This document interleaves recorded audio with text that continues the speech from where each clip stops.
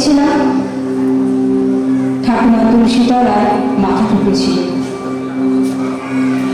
গত রাতে নিজের হাতে তৈরি নাড়ু ফেলে দিয়েছিল গরুর ডালায়। বাবার মুখ ছিল গম্ভীর, মায়ের মুখে এক পাপড়। প্রতিবেশীরা সান্ত্বনা দিয়ে বলেছিল, পরের বার নিশ্চয়ই ঠাকুর মুখ তুলে চাইবে। বুঝেছিলাম আমি পরিবারে আনন্দ নিয়ে আসিনি। আমার বয়স এখন 4। আজ আমার একটা ভাব হয়েছে, সারা বাড়ি চলে এসে কি আনন্দ! কেবল নাড়ু নয়, বাবার মিষ্টি বিলি করেছে।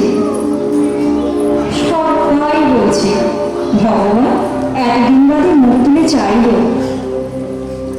4 বছরে আমি শুধু উত্তর পাইনি। আমার জন্মের দিনটা কেন অন্যরকম ছিল?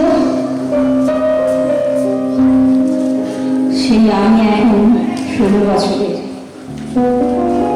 ঠাকুমা বাবা হুকুম হয়েছে, আজ করলাম বই খাতা রং পেন্সিল ছেড়ে এবার শিখতে হবে সংসারের কাজ।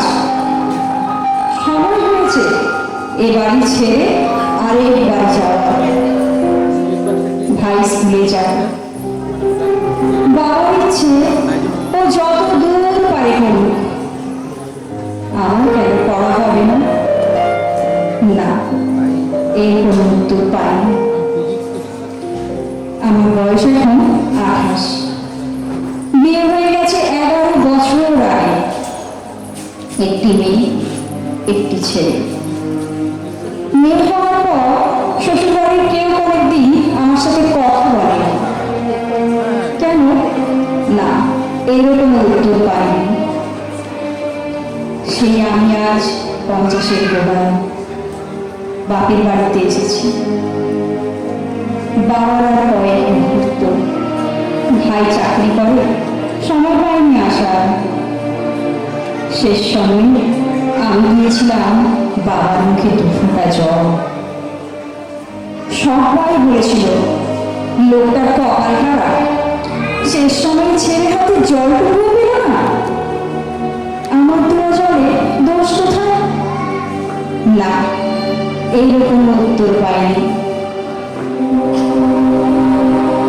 আমি এখন 75-এর বৃদ্ধা।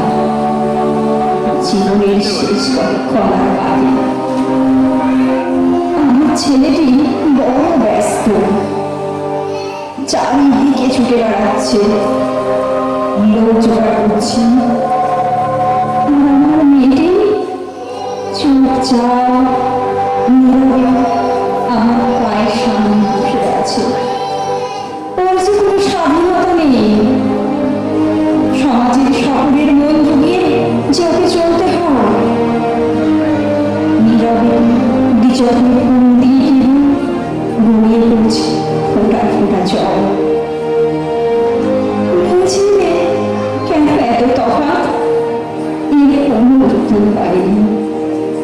আমি আবার জন্মাতে চাই, জন্মাতে চাই একজন মেয়ে হয়ে। পুরুষের চোখে জগৎ দেখব বলে নয়, জগৎ দেখব একজন মেয়ের চোখে। জগৎ দেখব একজন মেয়ের চোখে। জগৎ দেখব একজন মেয়ের চোখে। নমস্কার।